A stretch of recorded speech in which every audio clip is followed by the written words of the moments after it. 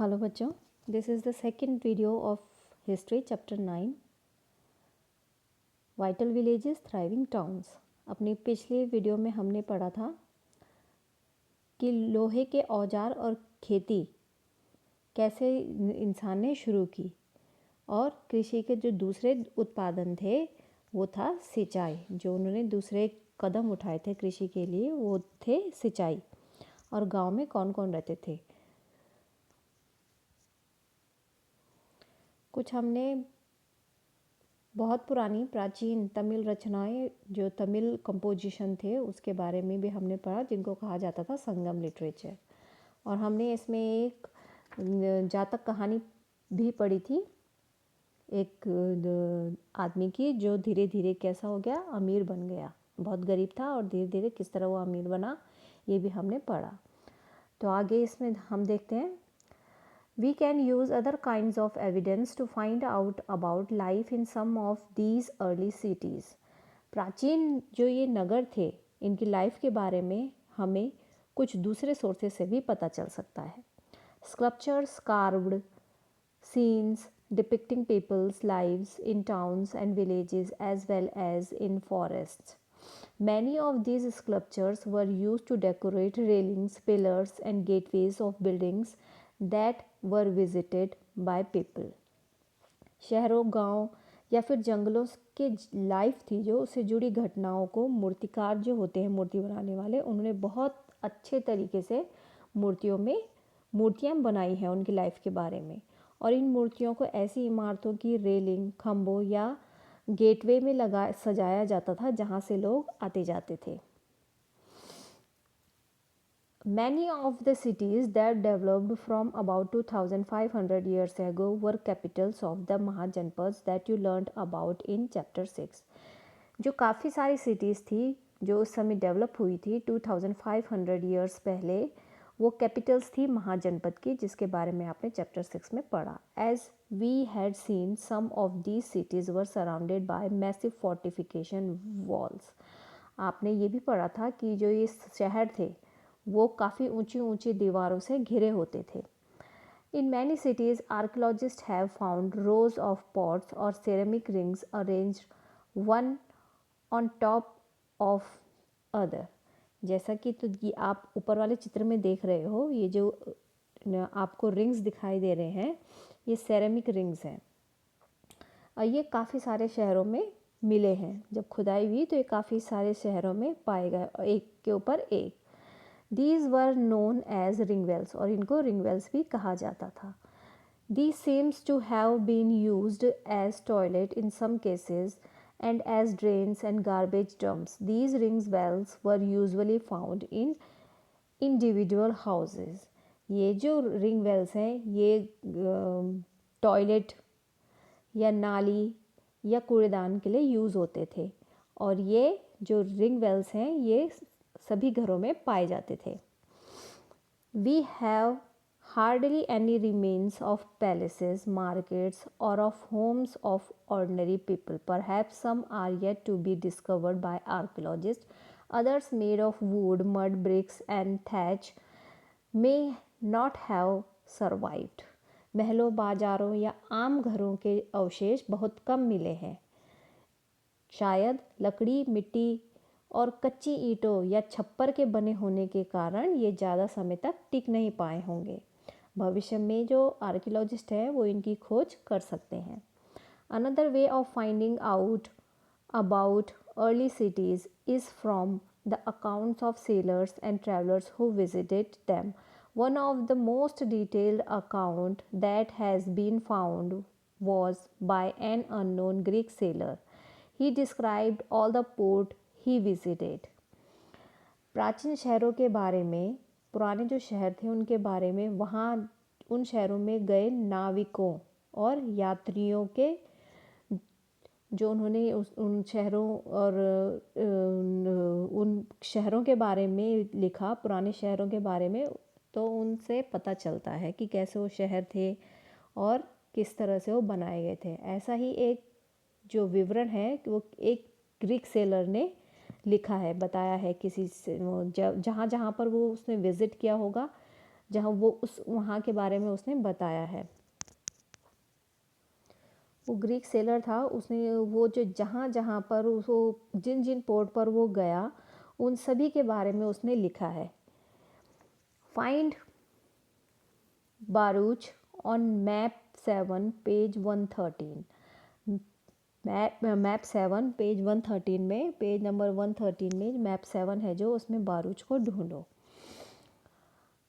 And then read his description of the city. और फिर जो ग्रीक सेलर ने उस सिटी के बारे में, बारूच सिटी के बारे में जो डिस्क्राइब किया है उस सिटी को, वो उसने नीचे दे रखा है। देखिए, the story of Barygaza. Barygaza का ग्रीक नाम बारूच था। The gulf is very narrow at Verigaja and very hard to navigate for those coming from the sea। उसने लिखा है कि बेरीगाजा की संकरी खाड़ी, नैरो मतलब संकरी, बहुत पतली सी संकरी खाड़ी में समुद्र से आने वालों के लिए नाव चला पाना बहुत मुश्किल होता है। Ships have to be steered in by skillful and experienced local fishermen who were employed by the king। राजा के द्वारा, जो राजा के कुशल और अनुभवी स्थानीय मछुआरे ही यहाँ पर जहाज ला सकते थे। The imports into Berigaza were wine, copper, tin, lead, coral, topaz, clothes, gold and silver coins। Barygaza में शराब, तांबा, टिन, सीसा, मूंगा, पुखराज, कपड़े, सोने और चांदी के सिक्कों का आयात होता था। Exports from the town included plants from the Himalayas, ivory, agate, carnelian, cotton, silk and perfumes. Himalaya की जड़ी बूटियाँ, हाथी दांत, आइवरी बोलते हैं हाथी दांत को, गोमेद, कार्नीलियन, सूती कपड़ा, रेशम और इत्र जो था वो यहाँ से निर्यात किए जाते थे, एक्सपोर्ट किए जाते थे। Special gifts were bought by merchants for the king. राजा के लिए व्यापारी जो थे वो विशेष उपहार लेकर आते थे। These included vessels of silver, singing boys, beautiful women, fine wines and fine cloth। जो ये उपहार मर्चेंट्स जो थे, व्यापारी जो थे, राजा के लिए क्या उपहार लेके आते थे? चांदी के बर्तन, गायक, किशोर, लड़के जो मतलब गाना गाते थे वो लड़के, सुंदर औरतें, अच्छी शराब और बहुत अच्छा फाइन कपड़ा, वो सब वो अपने राजा को लिए गिफ्ट लेके आते थे। Punch marked coins. Punch marked coins were generally rectangular or sometimes square or round in shape, either cut out of metal sheets or made out of flattened metal globulus, a small spherical body। जो आहत सिक्के थे, punch marked coins को बोलते हैं आहत सिक्के। जो आहत सिक्के थे वो ज़्यादातर रेक्टेंगल और कभी कभी स्क्वायर या सर्कल होते थे। ये या तो धातु के चादर को काटकर या फिर धातु के चपटे हिस्से से बनाए जाते थे। इन सिक्कों पर कुछ लिखा नहीं जाता था। These coins were not inscribed but were stamped with symbols using dies or punches। इन सिक्कों पर कुछ लिखा नहीं जाता था बल्कि इन पर कुछ चिन्ह ठप्पे बनाए जाते थे, ठप्पे लगाए जाते थे इन सिक्कों पर। Hence they are called punch marked coins। इसलिए इनको क्या कहा था? पंच मार्क्ड कॉइन्स कहते थे, क्योंकि इन पे ठप्पा लगाया जाता था, पंच लगाया जाता था, इसलिए इनको पंच मार्क कॉइन्स कहा जाता था। These coins are found over most parts of the subcontinent and remained in circulation till the early centuries CE। ये जो सिक्के थे ये उपमहाद्वीप के लगभग सभी हिस्सों में पाए जाते थे और ईसा की आरंभिक सदियों तक ये प्रचलन में रहे। जब ईसा मसीह का जन्म हुआ उससे पहले तक ये चलते रहे।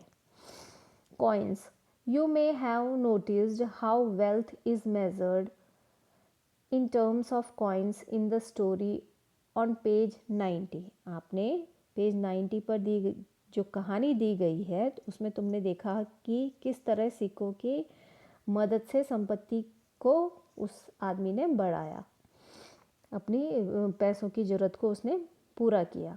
Archaeologists have found several thousands of coins belonging to this period.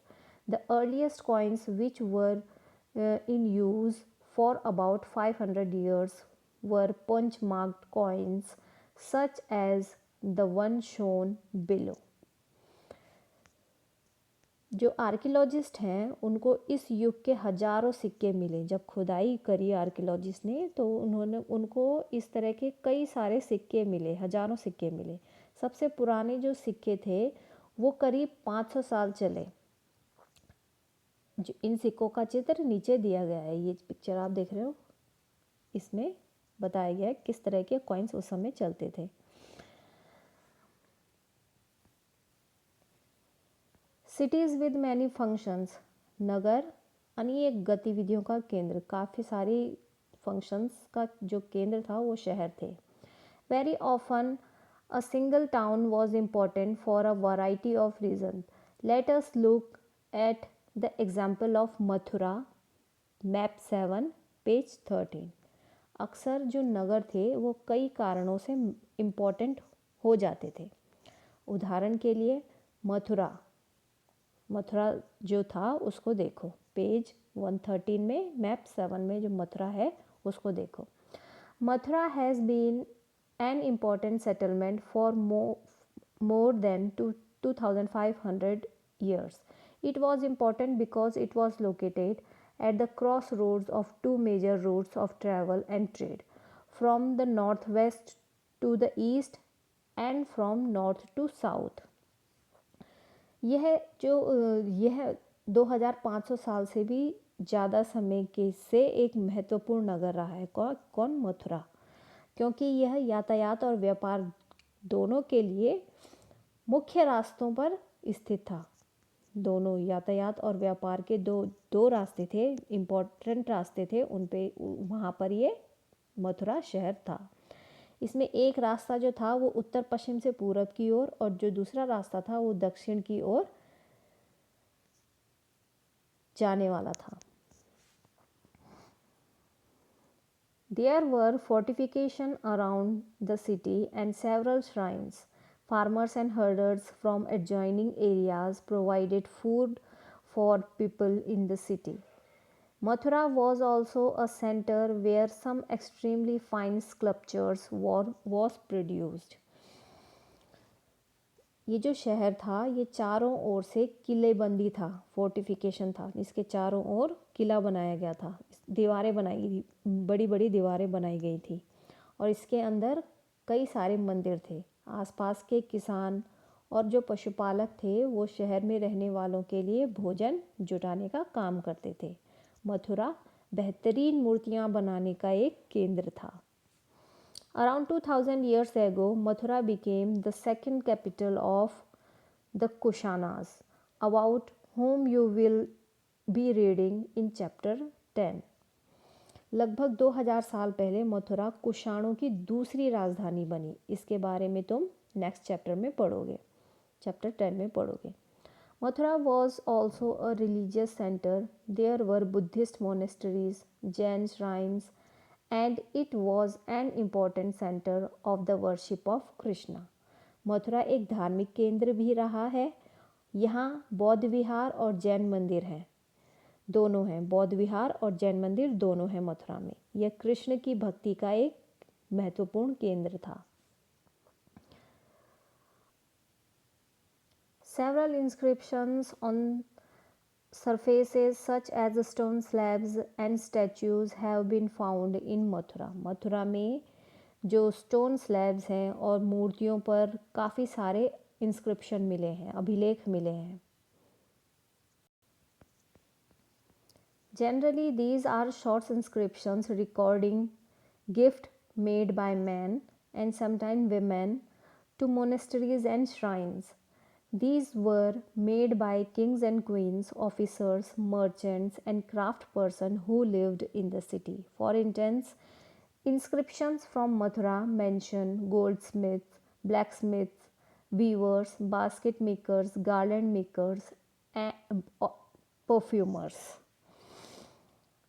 आमतौर पर ये जो अभिलेख हैं जो स्त्रियों और पुरुषों जो महिलाओं और पुरुषों द्वारा मठों या मंदिरों को दिए जाने वाले दान का उल्लेख करते हैं। ये जो इंस्क्रिप्शन है अभिलेख, ये आदमी और औरतों जो आदमी और औरत थे उनके द्वारा मठों और मंदिरों को दिए जाने वाले दान के बारे में बताता है। ज़्यादातर शहर के राजा रानी, अधिकारी, व्यापारी और शिल्पकार इस प्रकार के दान करते थे। उदाहरण के लिए मथुरा के अभिलेखों में सुनारों, लोहारों, बुनकरों, टोकरी बुनने वालों, माला बनाने वालों और परफ्यूम बनाने वालों का भी उल्लेख मिलता है इन इंस्क्रिप्शंस में।